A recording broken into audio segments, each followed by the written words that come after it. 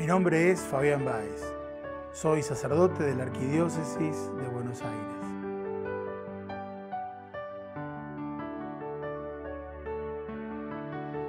El Papa Francisco, el cardenal Bergoglio, me ordenó diácono y sacerdote y fue mi obispo durante 15 años.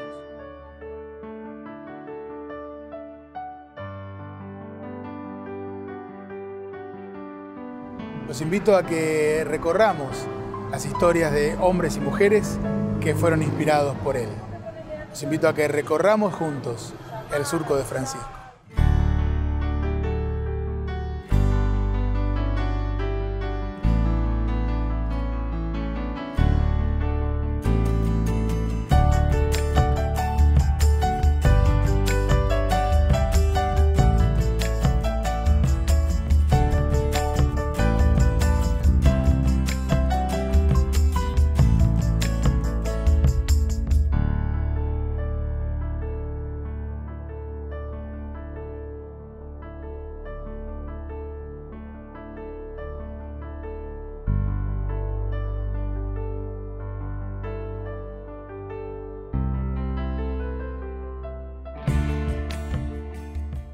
La verdad es que han ensuciado mucho a la política, pero lo han hecho las personas, no lo ha hecho la política en sí mismo. Así que lo que se ha ensuciado es la institucionalidad y es lo que ocurre a veces cuando personas que quizás no tienen la entereza moral ni espiritual para gobernar llegan y le causan un daño a la institución. Hay que meterse, involucrarse con mucho más entrega que un simple discurso o una simple acción de caridad o una cena de vez en cuando para recaudar fondos para alguna organización no gubernamental.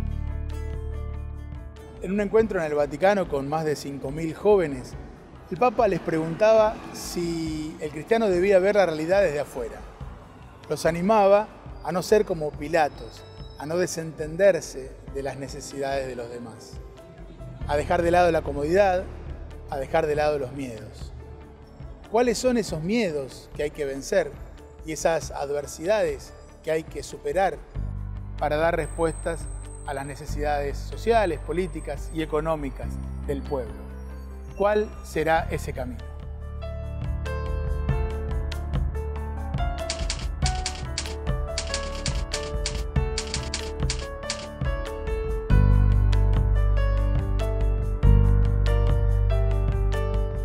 En esta mañana fría me dirijo a la sede del Episcopado argentino. Allí me encontraré con el obispo Jorge Lozano. Él es el encargado de la pastoral social del Episcopado argentino.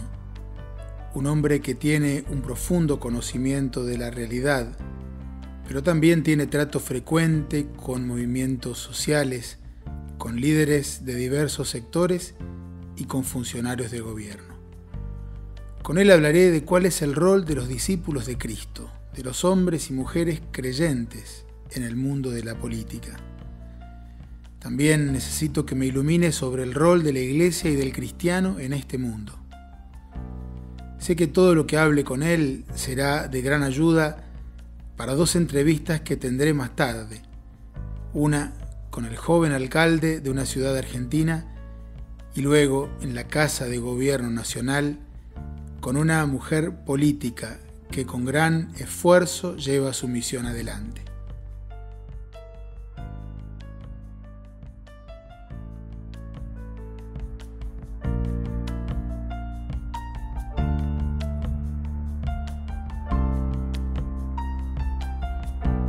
Monseñor Lozano, usted es el responsable de la pastoral social de la Conferencia Episcopal Argentina.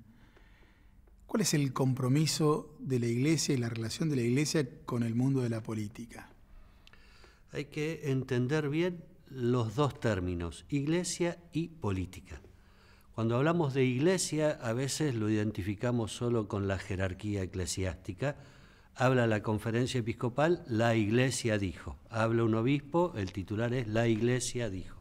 En realidad, Iglesia somos todos, los obispos, los sacerdotes, los laicos, la institución, la vitalidad que tiene en nuestros barrios, en nuestras capillas. Entonces, cuando hablamos en general, cuando la gente dice ¿por qué la Iglesia se mete en política?, está haciendo referencia a los sacerdotes, a los obispos, ¿no? Pero es importante decir que Iglesia somos todos y tenemos vocaciones distintas. Y en este sentido, los laicos son los que tienen por vocación bautismal dedicarse a la construcción de la sociedad en el ámbito de lo temporal, en las opciones políticas, sociales, concretas. En cuanto a la política también es una palabra que tiene varias acepciones, ¿no? Algunos dicen, cuando hablas de pobreza estás hablando de política.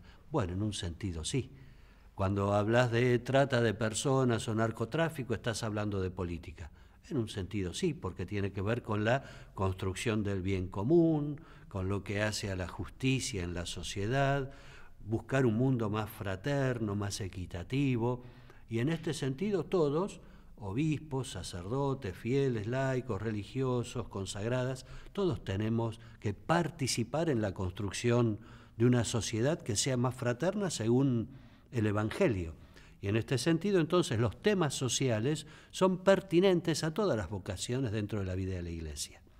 La vocación política a participar en la gestión de gobierno, sea en la legislatura o en el ámbito de un poder ejecutivo, eso sí es propio de los laicos.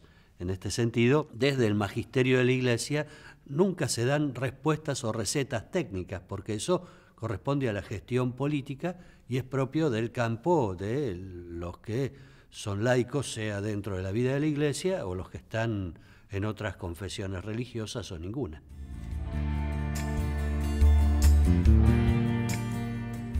Qué valiosos han sido los aportes de Monseñor Lozano. El rol de los creyentes en la política. Aclarar qué significa la palabra iglesia, especialmente esa precisión de que todos somos iglesia. Ahora la tarde se volvió más agradable y me dirijo al centro de la ciudad de Buenos Aires, a la Plaza de Mayo, al corazón de la vida argentina, rodeada de las sedes del gobierno nacional, municipal y la Catedral Primada de la Argentina. Voy allí al encuentro de Martín Yesa, alcalde de la ciudad de Pinamar y el alcalde más joven del país.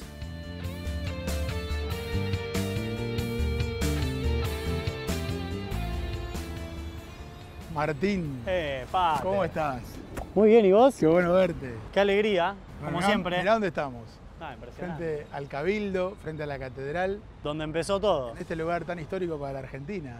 Además tiene una particularidad de cuando uno visita cualquier lugar en Latinoamérica en general, cómo se fueron componiendo. Y bueno, tenés la casa de gobierno, la iglesia, ¿no? Junto a la plaza, que es el lugar de la gente, el lugar del pueblo, ¿no? Sí, señor. Martín Yesa, sos el intendente, el alcalde más joven de la Argentina. ¿Por qué te dedicas a la política? La verdad que me gusta mucho, lo disfruto y es lo que me hace feliz. Involucrarse en política es un desafío grande porque también está esa imagen a veces de que la política es algo que ensucia o es algo malo o es algo que... ¿Cómo vivís esa sensación, esa imagen que hay sobre la política? Y primero que es cierto, digamos, la verdad es que han ensuciado mucho a la política, pero hay toda una generación en el mundo, no solo en la Argentina, ni en Pinamar en particular, sino en el mundo, que entendimos que para ganarle a los malos hay que ser muy bueno, pero además de ser muy bueno hay que ser muy fuerte. Bueno sin fuerza no sirve, porque los malos tienen fuerza. Recién lo mencionabas a Francisco, ¿no? Él fue obispo aquí, vivía allí enfrente y caminaba por este lugar. ¿En qué manera él ejerció influencia en vos? ¿Qué cosas te quedan de lo que él dice, de lo que él enseña en tu modo de vivir, en tu modo de hacer política? Yo no sería intendente si no hubiera existido Francisco, sencillamente porque primero hay un poder en el mensaje de Francisco, que es la idea del pastor con olor a pueblo, que es una de las primeras cosas que él dice en su primera semana. Él habla del pastor con olor a oveja. Y metiéndome y analizando, leyendo sobre él, sus escritos, su manera de pensar, doy con parte de su formación intelectual, como cura en su momento, como estudiante. Y es que es muy difícil representar al pueblo si no se siente ni se piensa como el pueblo. y no se puede ni sentir ni pensar como el pueblo si no se está entre el pueblo. Entonces, yo no sé si hubiera estado tan entre el pueblo si no hubiera existido Francisco. A mí el mensaje me caló y creo que me volvió no solo mejor persona, sino si hay gente que considera que puedo llegar a ser un buen líder o que puedo llegar a ser un buen líder el día de mañana, es porque hay un antes y un después de una idea muy simple. Y en este caso, esta idea poderosa de Francisco creo que ojalá marque un antes y un después en el mundo también. Y hoy que ya sos intendente, que sos alcalde de tu ciudad, ¿cómo haces para ser un gobernante? ¿Qué cosas concretas haces para ser un gobernante con olor a pueblo, para estar en medio de la gente? Y lo primero es estar con ellos, hablar con ellos, sentir como ellos y después observar, porque hay muchas cosas que la gente no dice porque las naturaliza y no se dan cuenta. Por ejemplo, en mi ciudad, en Pinamar, Pinamar es una ciudad con costa, es una de las ciudades más lindas de la Argentina y tiene 25 cuadras de ancho Pinamar. Y con 25 cuadras de ancho entre la ruta y la playa, había un montón de chicos que no conocían el mar en Pinamar. Y cuando yo empiezo a ir a los merenderos, me doy cuenta que los chicos no conocían el mar y les pregunto por qué no. Y una nena muy chiquita me dice, porque mi mamá dice que no es para nosotros. Entonces ahí empecé a meterme en el mundo y digo, ¿qué hace que una mamá le diga a una nena que disfrutar no es para ellos? Que aprovechar el espacio público, la playa, en una de las ciudades más lindas de la Argentina no es para ellos. Y empecé a darme cuenta que en realidad no es porque la madre no sentía eso, sino porque la madre en el verano trabaja. Y los padres trabajan, no les alcanzaba la plata para una niñera y los dejaban encerrados en la casa. El argumento cruel a la nena era, no es para nosotros. Ahora, del otro lado, yo lo pensé como Estado y dije, necesitamos una colonia de vacaciones. Una cosa simple, no estoy hablando de nada grandioso. Entonces el dinero que antes se utilizaba en la Municipalidad de Pinamar para fuegos artificiales en Navidad y en Año Nuevo, que era cercano a los $25.000, lo utilizamos para cuadruplicar la matrícula de las colonias de verano. La llevamos de 270 a casi 1000 personas, a casi 1000 chicos. Eso es una cosa simple que le resolvió el problema a un montón de padres, pero que después del otro lado generó chicos que ahora conocen el mar. Y seguramente hay muchos jóvenes que están viendo este programa y que quizás tienen deseos de participar, pero no se animan o no saben cómo hacer. ¿Qué les dirías? Si se animan a que las cosas sigan siendo como está.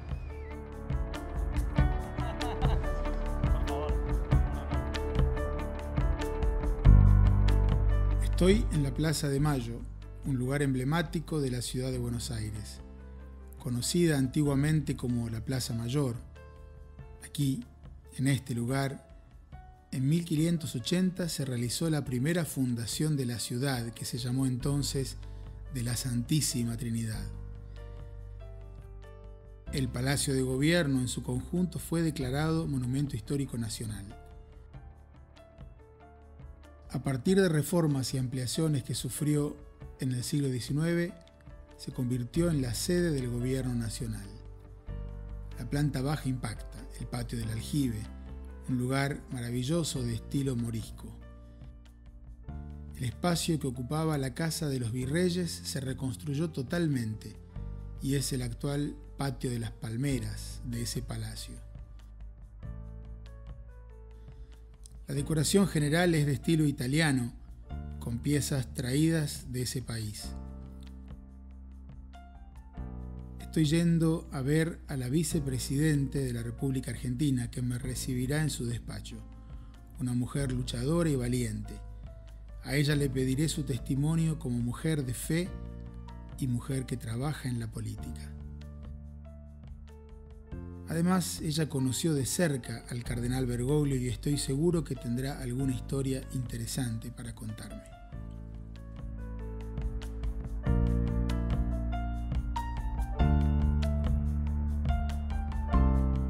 Señora vicepresidenta, muchísimas gracias por recibirnos. Es un honor para nosotros estar aquí. Esta es la Casa de Gobierno de la República Argentina, o sea que es la casa de todos, ¿no? Así que muy, muy bienvenidos. ¿Se acuerda qué le pasó el día que eligieron a Bergoglio como papa? ¿Se acuerda cómo se enteró la noticia? ¿Qué le pasó a usted? Sí, como no me voy a acordar, fue un día muy especial.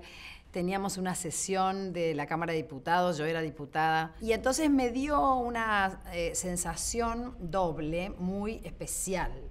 pero bien, además, bien concreta. Por un lado, obviamente una enorme alegría, que es que creo la alegría que tuviéramos todos los argentinos que lo conocíamos, sabiendo lo que implicaba esto después para la Iglesia, y no solo para la Iglesia, sino para todo el mundo como líder internacional, ¿no? Me parece, en ese mismo instante yo supe que muchas cosas iban a cambiar y que iba a ser todo muy importante desde el punto de vista de su liderazgo.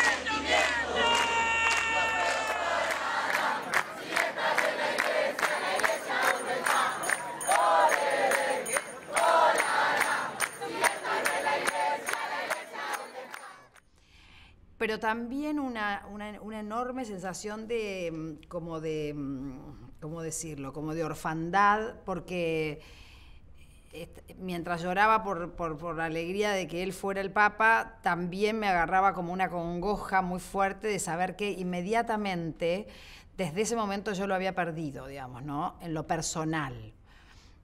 Tuve plena conciencia en ese momento de que ya la relación que yo tenía con él no iba a ser nunca más esa relación, porque es imposible pensar que una persona con ese nivel de responsabilidad, con ese nivel de exposición pública, con lo que implica ser Papa, ¿no? Tenga el tipo de relación que tenía el arzobispo Bergoglio conmigo, ¿no? Usted lo conocía hace mucho tiempo, lo conocía mucho. Lo conocía hacía 10 años aproximadamente, un poquito menos, 9. Desde que yo ingresé en la política, enseguida intenté tomar contacto con él. Lo pude hacer rápidamente porque él tiene una prima hermana viviendo en el pueblo donde yo nací.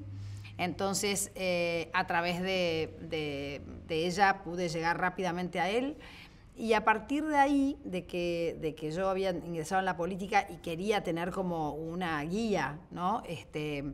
Porque yo lo conocía como feligresa y creía que realmente a mí me podía ayudar mucho estar cerca de él en mi tarea política. Entonces empecé a tener una relación asidua, digamos, ¿no?, habitual con él. ¿Cómo le ayuda la fe en su vida como mujer política y ahora como gobernante?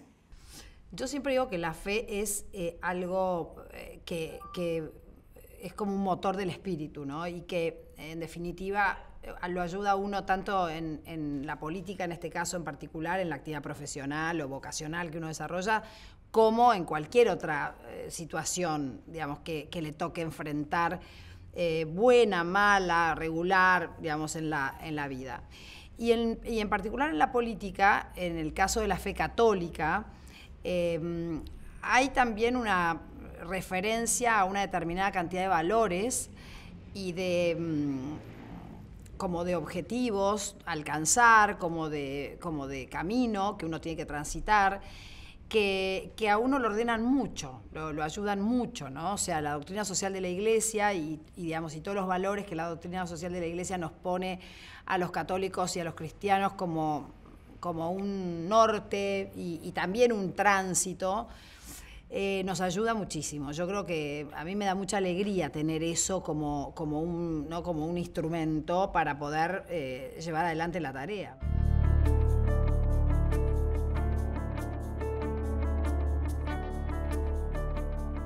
Usted es una mujer que ha vencido y vencerá seguramente muchas adversidades. ¿Qué le podría decir, además de su ejemplo, qué palabra le puede dar a tanta gente que lucha por vivir mejor? La verdad es que lo que yo puedo decirle a esa gente es que el espíritu humano y que lo que nosotros tenemos dentro para dar, para amar al otro, es definitivamente lo más importante en la vida y es lo que termina dándole a uno realmente la felicidad y la plenitud. Siempre se dicen estas palabras, ¿no? Y siempre se escuchan o se leen, pero cuando uno las vivencia así, ¿no? O sea, yo puedo decir, la silla de ruedas, el accidente, digamos, la paraplegia que me toca llevar, parece muy visible, parece un problema muy claro, está ahí, ¿no es cierto? Es como muy evidente. Habiendo atravesado una situación de las que se llaman situación límite, decirle, no importa nada, esto si lo pongo en relación con la imposibilidad de disfrutar del amor, ¿no? Del recibir y del dar. Digamos, eso, como le digo siempre a mi hijo, los mejores momentos de mi vida siempre han estado ligados a los momentos en los cuales yo estaba concretamente entregada o dándome a una tarea que yo veía que generaba bienestar en otros, buenas cosas en otros, cuando uno está amando, ¿no? Y son los momentos más felices de mi vida. No lo puedo pero ni dudar un segundo.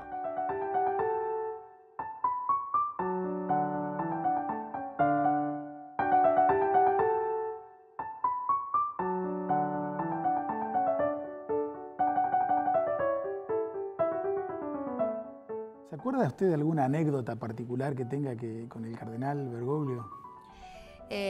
Muchas, pero una que a mí me marcó mucho fue al comienzo de mi actividad política, estando en la legislatura porteña, en varias oportunidades tenía momentos en los que sentía que no iba a poder seguir, que la política era demasiado despiadada, que era un campo muy hostil, muy agresivo para mí.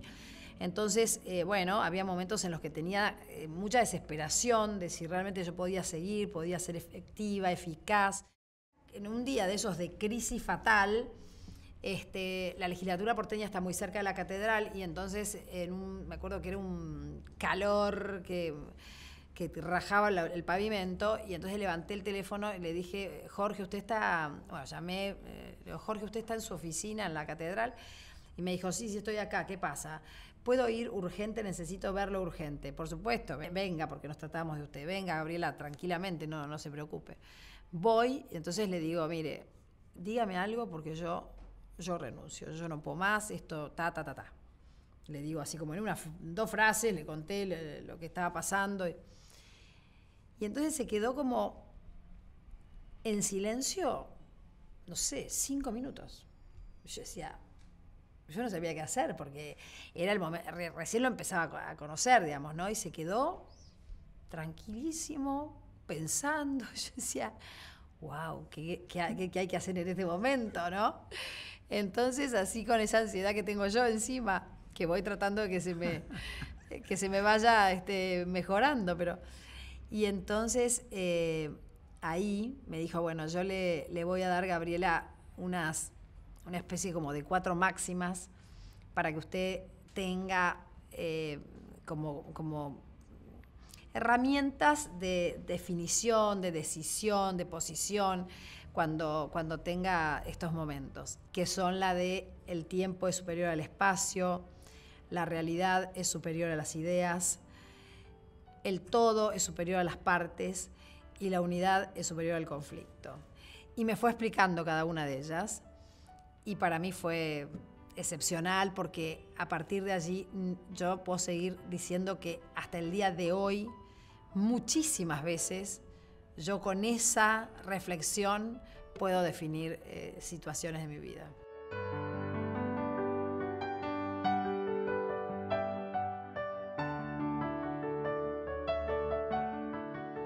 Como señala Francisco en una de sus encíclicas, uno de los principales problemas del mundo es la tristeza.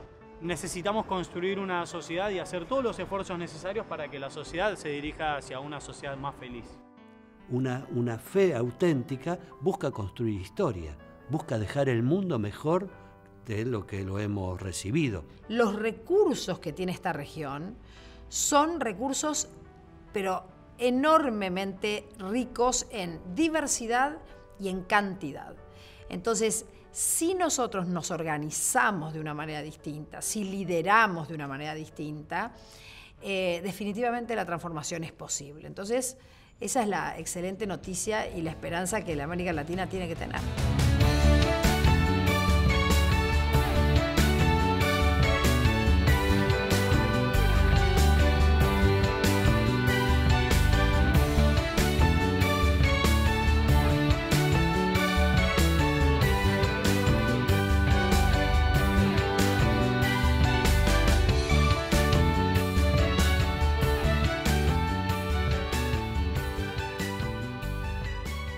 Para los cristianos la política es vocación, es un llamado de Dios a transformar la vida de los demás, a trabajar por el bien común.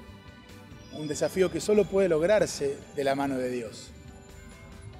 Es un camino lleno de desafíos, es un camino para sembrar esperanza. Es un camino que tratamos de recorrer en el surco de Francisco.